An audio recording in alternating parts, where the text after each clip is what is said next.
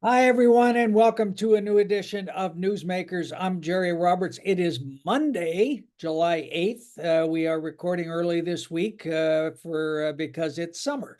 And because I also had the opportunity to talk to my colleague and friend and one-time neighbor, Mark Z. Barabak, political columnist for the Los Angeles Times, now in his fifth decade. I counted him up before we started, Bud, of covering national and California politics. Hey, thanks for taking the time to talk this morning.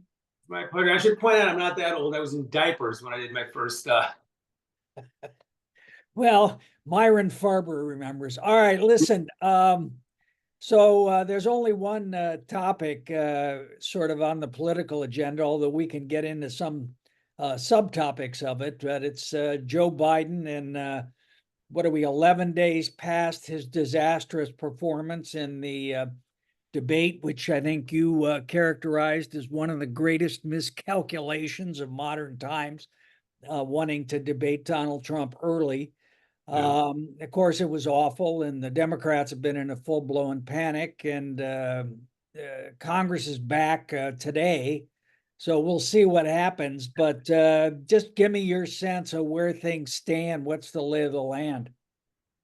Well, as you suggested, just to go back, I mean, I've done this for a really long time. I've covered every presidential and vice presidential debate since 1980. And it was hands down the worst performance I've seen. I mean, there's no sugarcoating it. It was terrible, and it was terrible because it just reinforced the biggest doubts about him. I mean, the political attacks that work are the ones that connect with people, that resonate, and that validate an existing concern. So the whole Biden crime family stuff that never hunted. And the idea that Joe might have been cheating on Jill, right? But why was Monica Lewinsky so damaging? Because everyone knew Bill Clinton was a horn dog, and I just confirmed it. Why is this so damaging? Because everyone knows that Joe Biden is old and has been slipping, and this just confirmed it. So Democrats are, as you suggest, in full panic, freak out mode. Biden is trying to shore up support. I think the problem that Joe Biden Democrats have, and I want to be clear, I'm not an advocate. I'm not saying Joe Biden should stay or should go. I just that's just not my thing, and B, he wouldn't listen to me anyway.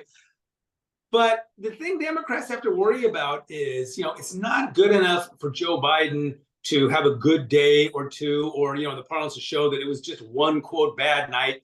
He's got to string together 110 perfect days, right? And he can have 109 perfect days. And if he has a brain freeze on election night, on election eve, or trips and falls down the stairs at Air Force, right? It's like, so he can be, we're both baseball fans. It's like you're pitching a perfect game until 2 outs in the ninth, and then the guy hits a solo home run and they win one, right? So I'm not going to say he can't, but if Democrats are nervous now, imagine spending the next 119 days, watching an 81-year-old guy walk across thin ice holding a vial of nitroglycerin. That's what it's going to be like, Democrats. Yeah, well, not to put too fine a point on it. Yeah, well, the problem as a political matter of the debate, besides his behavior, I mean, he needs to make the election a referendum on Trump, Yes. and it's not. He's losing. That's the problem. Yes. He was losing going in, and now, if all we're going to be talking about between now and election day, assuming he stays in, is did Joe Biden misspeak today? It's going to be a referendum on him, and he's losing. Exactly. I think. Exactly.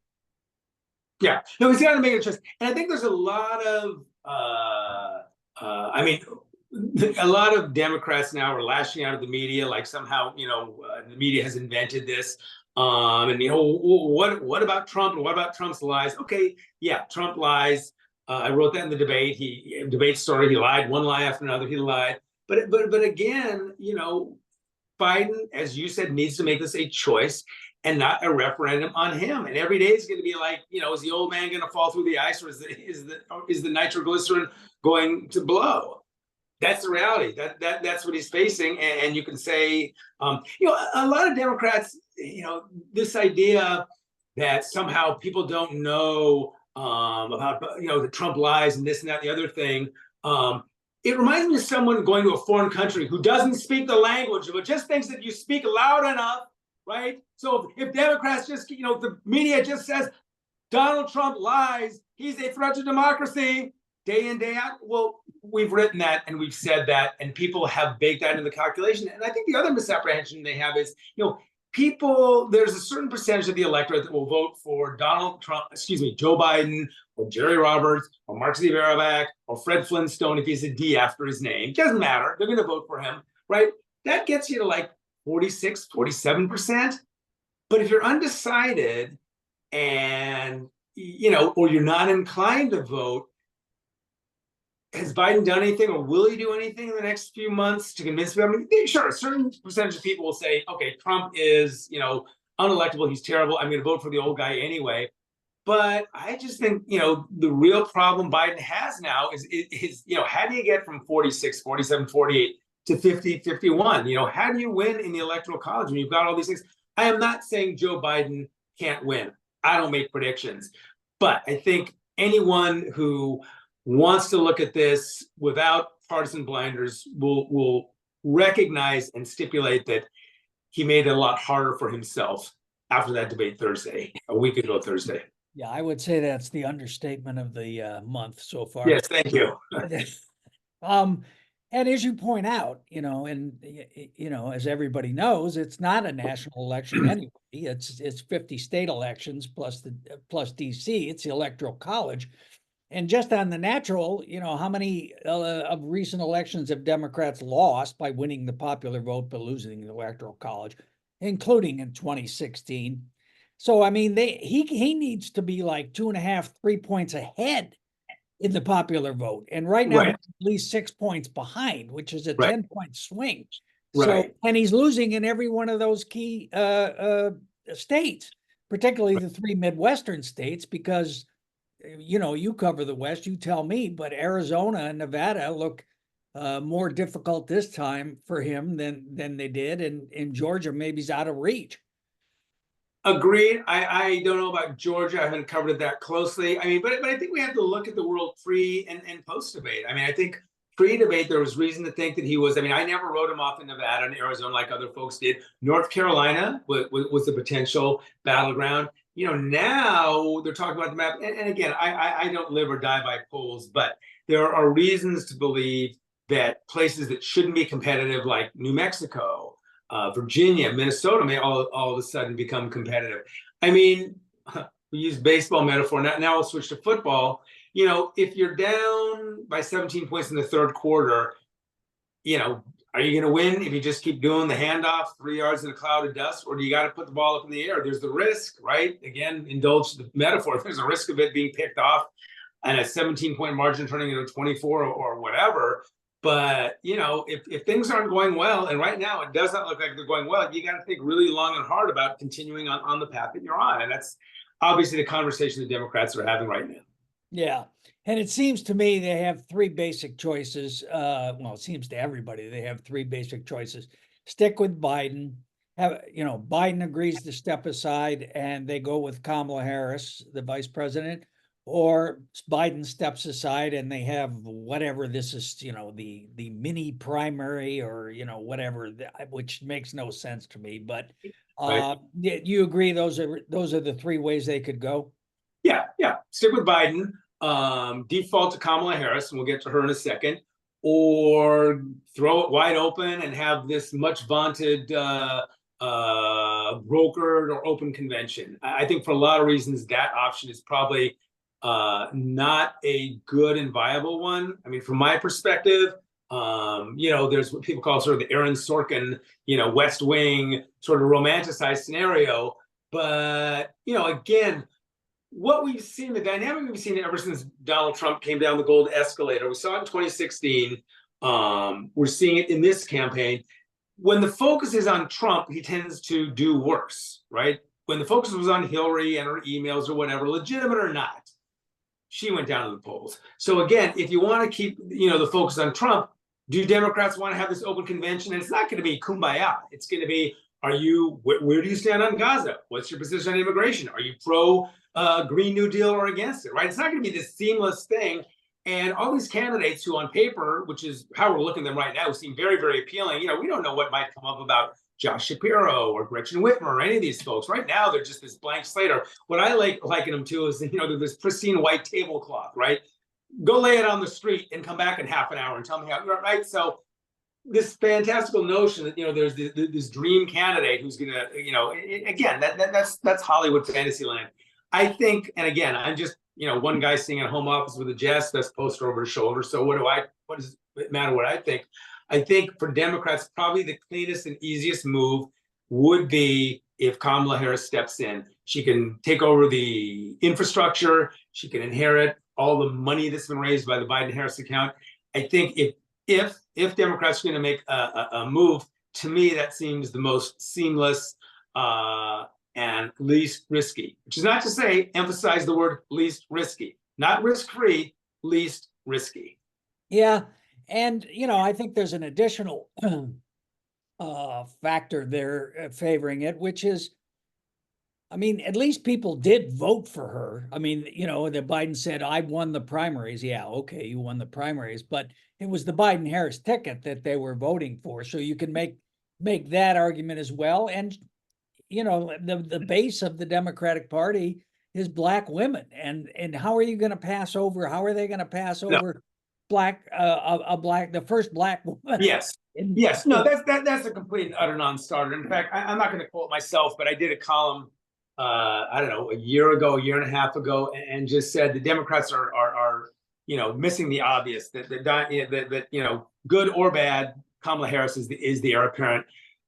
In good part because of what you said, Black women are the backbone of the Democratic Party, and there are a lot of women, there are a lot of Black folks who are saying, wait a minute. So in our whole history, the vice president is the heir apparent, except when you get to a Black woman. How does that work? I think it would be crazy for Democrats to do that. Kamala Harris, and as back to baseball, as Casey Stengel said, you could look it up. I've written a lot of very, very critical columns. I wrote a lot of critical columns about our 2020 presidential campaign, which was a dumpster fire, terrible campaign, poor candidate. I don't know that she would perform any better this time, but I suspect she might. I think she has a purpose now that she didn't have in 2020. Saving the country from Trump, I think, is more of an immediate concern. But she also has Dobbs in the abortion case to prosecute. I went out on the road with her. I did a column in February. I was in Vegas with her and wrote a column coming off that. And I think the headline was something along the line of her, kind of finally finding her groove, which she did. She cast about for the first year and a half, and we've all seen the clips and we've all listened to the word salad, this, that, the other thing. But I think she did find her groove when the Dobbs decision came down. It gave her something. She's the prosecutor by training.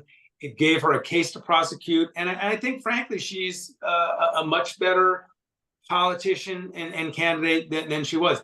Am I saying that she's the solution to Democrats' problems? No. Could she be just as horrible a candidate in 2024 as yes, that's the year, or in 2024 that she was? Quite possibly. But I'm not convinced that she will be. I'd have to wait and see. And the best case scenario for them is it's going to be what, 15, 16 weeks or something till the election. They'll be in she'd get a big bump, I think, in the media. Be a lot of buzz, a lot of attention. And a lot of money. Very exciting. A lot of money. Yeah. I talked to someone, a big donor this weekend, just by coincidence. I don't hang out with those people, but someone who said, yeah, if Kamala's it, I'll open my checkbook, and I think she will get a huge flood of, I think there will be that initial honeymoon, and then we both know the way the media works, right? We set them up and then we'll knock them down. She'll go do that.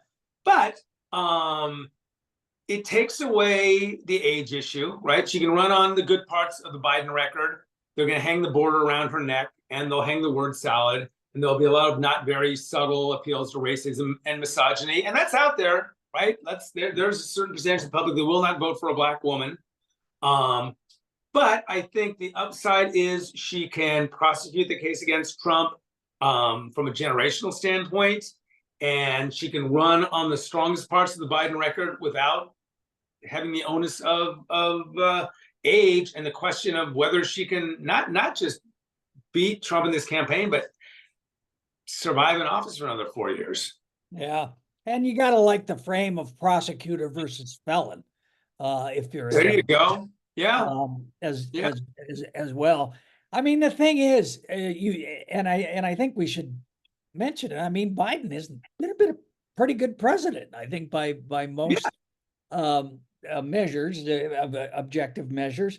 But there's, being the president is a job, but campaigning for the presidency is a job too, and it's almost a full-time job.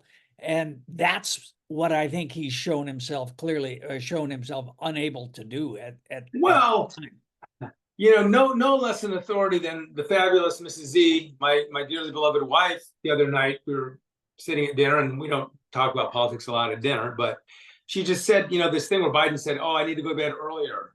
She's like, "Well, you're president. What if there's, it's like, sure, some nights you can check out at 8 o'clock, but right." So yeah, this idea that, well, I'll just, keep shorter hours and go to bed. And, I mean, voters are a cruel mistress, right? It's not about what you did. I had a column, I guess it was last week, where I talked to Barbara Boxer, who I thought was interesting. Why Barbara Boxer? I did it because I thought she had an interesting perspective as someone who's personally very close to Biden, big fan. I mean, she endorsed him for president back in '88, big fan, friend, blah, blah, blah. But also went through this experience with Dianne Feinstein, who we both know and cover. So I thought she had an interesting perspective. And, she talked about his record and jobs and this and, climate change. But this election is not about the past. It's just, like I said, cruel mistress. It's like here and now. It's like, great, you did all that terrific stuff. Here's your gold watch.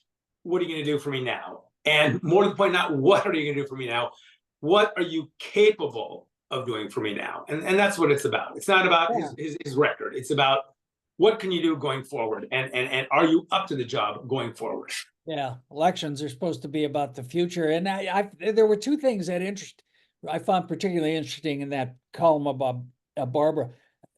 One is, she's someone who got out at a good time. She didn't hang on. She didn't, she wasn't Willie Mays trying to go to the Mets, as we observed the Willie Mays memorial service today.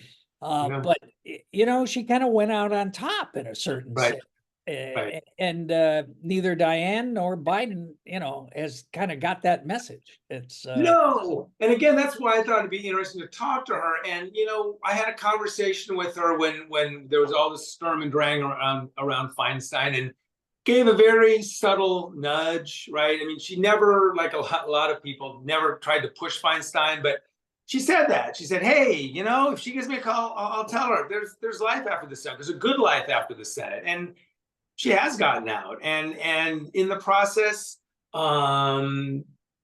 kept her dignity and didn't have all those stories that are written about Feinstein and all those stories that are being written about Biden. I mean, there is something to be said, right? The Sandy Koufax model. Yeah.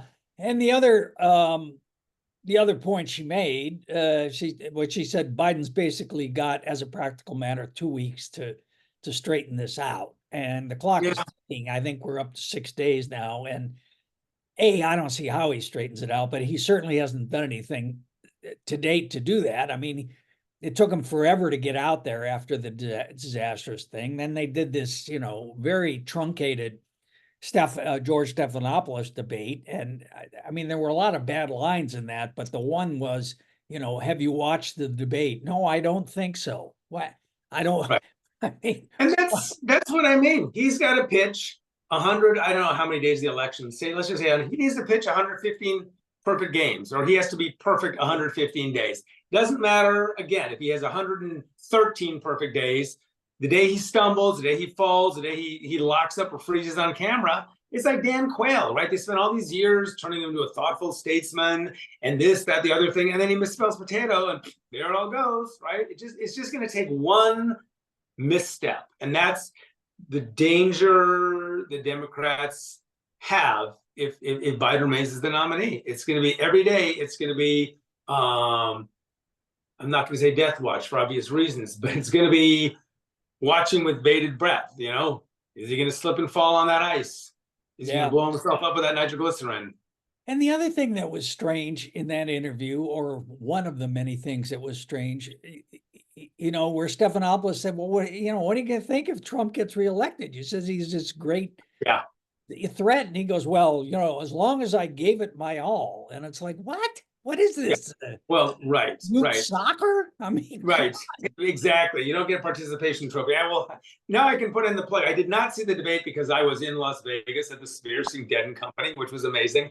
So I did not see the Stephanopoulos debate, but obviously I read about it and I read the reviews. And yeah, the same things jumped out at me. It's kind of like, well, you can't remember if you watched the debate or not. And then this thing, like you said, this isn't youth soccer, right? It's not like, well, I gave it my all. Well, you gave your all and Trump's elected and the country's going to hell and there goes your democracy, but you gave it your all. Not reassuring. Yeah. Well, again, I want to point out that this is Monday, July 8th at 11:30 a.m. Pacific Daylight Time, because it is a fast-moving story. And with Congress back, everybody's coming out and saying, I'm for them, I'm against them, whatever. And ultimately, what that's about is not the presidency, but it's about their own seats, the senators in the House. And I think that's even perhaps a bigger fear among Democrats and those who support them. Okay, so Trump wins the White House, but what if they take the Senate, which looks very likely anyway, that the Republicans do that anyway, and the House, which is going to be a close call. Give us the state of play on those two things. Well, to the extent that there are any certainties in life, beyond the cliche death and taxes, I think it's pretty safe to say that the Senate is gone for all intents and purposes, unless Democrats manage to hang on to the White House. I mean, you can pretty much count on West Virginia flipping. So even if Democrats hang on, even if all their incumbents hold on, they've got very tough races in Montana and in Ohio. I was just talking to someone who's just said maybe New Mexico could be on the periphery of becoming competitive. But, let's give Democrats everything. Let's just say all their incumbents hang on the way they did in 2022. You lose West Virginia, you've got a tied Senate. Then it comes down to who controls the White House. Then it's really, really important. Do Democrats hang or not? The House, same thing. You've got a lot of really, really close races, and you've got this sort of gravitational pull at the top of the ticket. And it may be possible for candidates to outrun Biden if Biden is the nominee by 3 points, by 4 points. But if you're asking them to outrun him by 8 or 10 points, that's a pretty heavy lift. So again, the way our politics are these days, we've become very parliamentary, right? People are now voting for party to a much greater extent than the individual, than ever before. So to the extent that Biden is, the head of the ticket and the head of the party and is the Democrat in chief, there's that gravitational pull that, again, is not only likely to result in them losing the Senate if Biden and or the Democrats don't hang on to the White House, but undermining their chances of winning back the House, which, as you suggest, is really, I mean, forgive the cliche, but it's really on a knife's edge. Yeah. What do they got? 4 or 5 votes, 4 or 5 seats the Republicans ahead now. I think there's 20, maybe 25 actual competitive seats in the country. If that, and if they become competitive, I don't think they're going to become competitive in the sense of Republican seats all of a sudden become competitive. I think there are a lot of Democrats who are sort of on the margin who, the handicappers of the world might have had solid, who now put in a lean Democrat, who might have been lean Democrat, who are now going to be likely Democrat. If there's movement, I think it's fair to say it's not going to be in the direction of things getting better for Democrats. Yeah. Hey, how salient do you think the abortion issue remains, even within the context of all that we're talking about?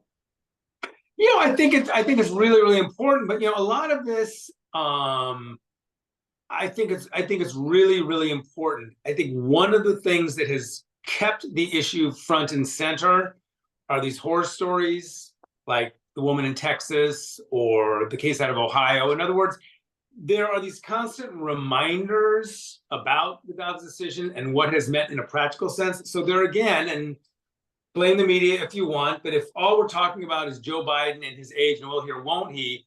those stories are less centered than they might otherwise have been. So that's not to say that the issue isn't still important for a lot of people, but is it as centered? Is it as top of the mind when it's not in the news, when people aren't reporting those things? I don't think the issue has gone away.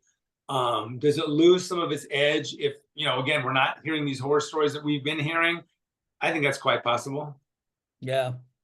And another issue, which I think is losing its edge, is, Trump's indictments and the conviction in New York, particularly given the Supreme Court decision on presidential immunity, which was astonishing. I Yeah. still have to say, Yeah. to say, oh, well, he was trying to overthrow the election as part of his official duties is okay. I mean, that's the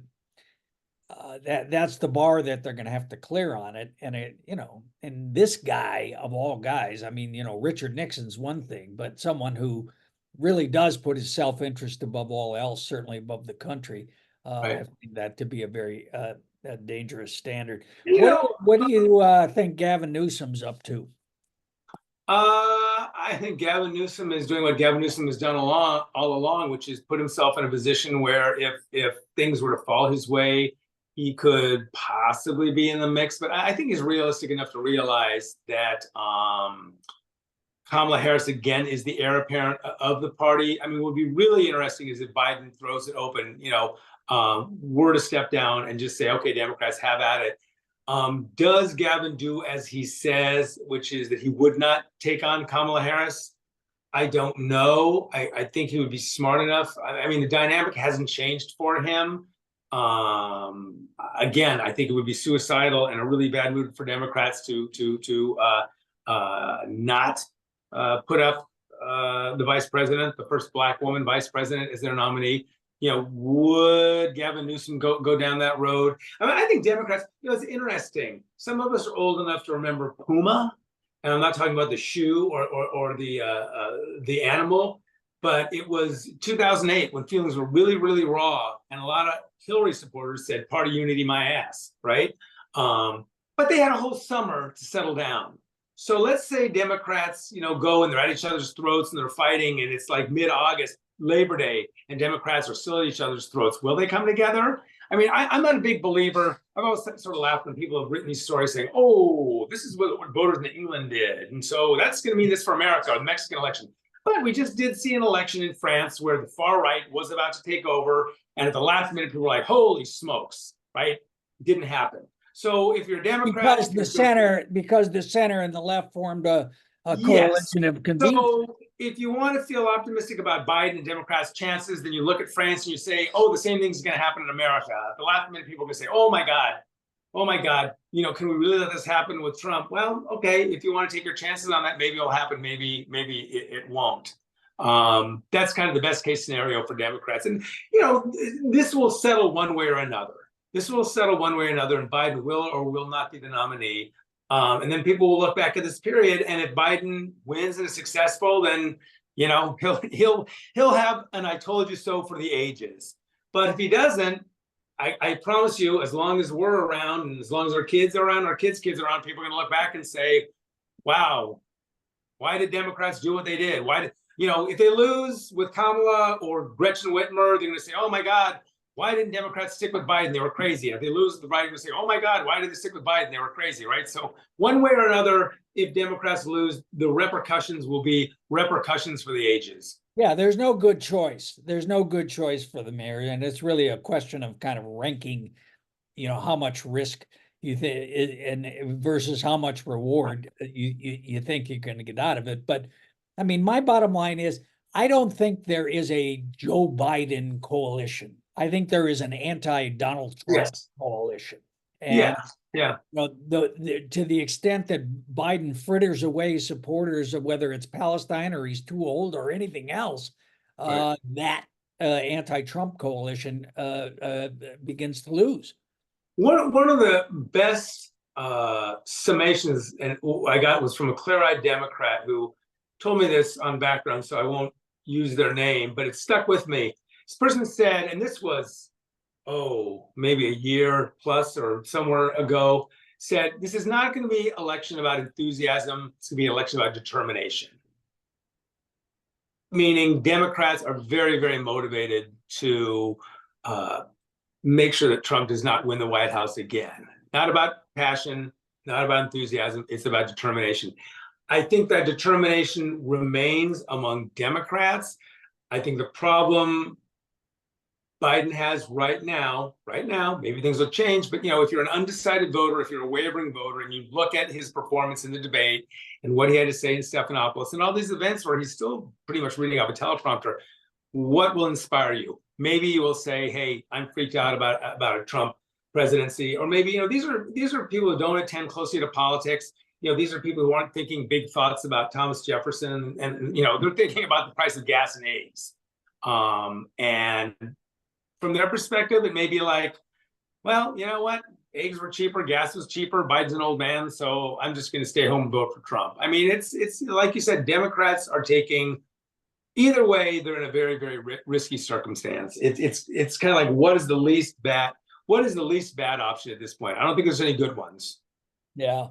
Well, let's talk about Trump for a second, because we keep talking about, well, if Biden wins or Kamala wins or whatever, if in either of those cases, in any of those cases, Trump's not going to accept the results of the election anyway. You had an interesting column, I think, from Arizona a couple of weeks ago, where a woman was running for the county board of elections or something, because because this has become standard practice for MAGA. Yes.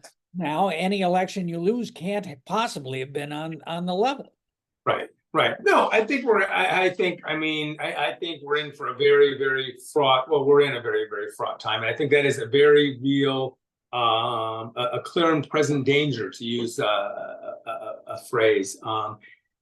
Trump very explicitly refused to flat out say he would accept the result of an election that he did not win. We've seen what happened. Which got totally overshadowed because Biden dithering around. That's the problem. I mean, I think my fellow columnist Doyle McManus, I think, put it really, really well. Biden, Trump didn't win that debate. There was no winner. I mean, Trump did not have a good night.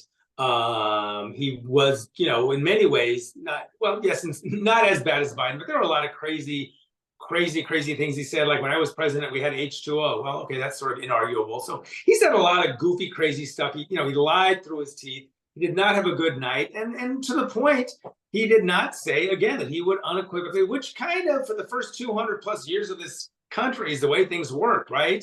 Give Al Gore his due. People say, well, what about Al Gore? Well, know your history. Go back and look at what Al Gore did in a very gracious manner. People will say, well, what about Hillary Clinton? What about Stacey Abrams? Well, there's a qualitative difference between going on ABC's Sunday show and yapping, or going to, Harvard's Institute of Government and yapping about, an illegitimate president or whatever, and, using the resources of the presidency and going to court to overturn an election. Sorry, it's night and day. So, yeah, I think there is a very real, as I said, clear and present danger of what happens if Trump does not win. It's going to be a real test for the institutions of this government, which have so far held up. But, it's very interesting, given the Supreme Court's ruling, which some people smarter than me, legal scholars, are putting right up there with Plessy versus Ferguson and, other real blots on our history. Yeah. And then, if Democrats need one more thing to worry about, I have to say, I will say the Trump campaign, and I give, he does have actual professional consultants now. Susie Wiles and Chris Savita has played this pretty smart. They've kept him out of the news. Well, and it's the old rule: don't interfere with your opponent when he's in the process of committing suicide. And when's the last time that happened? Well, I think it was your friend Napoleon who said that. So yeah, but yeah, exactly. No, they're playing it very astutely. I mean, why? And gives Trump, who's no spring chicken and already was given a pretty light schedule, a lot of time to rest up. Right? It's like football. It's like, right, your defense is out there, 3 quarters. They're gassed by the time they reach the 4th quarter. This is just great for Trump. He can just sit back and watch Biden and the Democrats flail.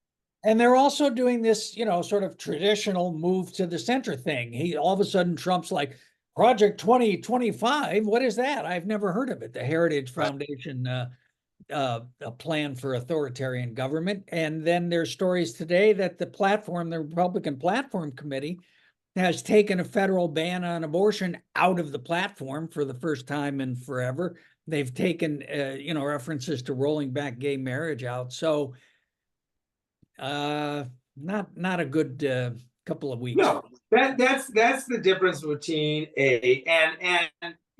stipulated. You have a party that's unified behind a convicted felon. I don't know if you can call him a convicted sex offender, but someone found liable Well, for the sexual judge assault. said so. Yeah. Yes, awful things Trump has done. Stipulated, okay, stipulated. But they're unified behind him. That's the difference between a unified party and one that is in all sorts of turmoil. Yeah. Although, I don't know, if I was being a sort of a prima donna about the whole thing, I'd also say, well, we have one political party that recognizes that that its candidate has a lot of problems, and so is trying to get rid of them, and one political party that is just fallen in line. So yeah, no, and I agree from a purist, idealistic, principled point of view, 100%.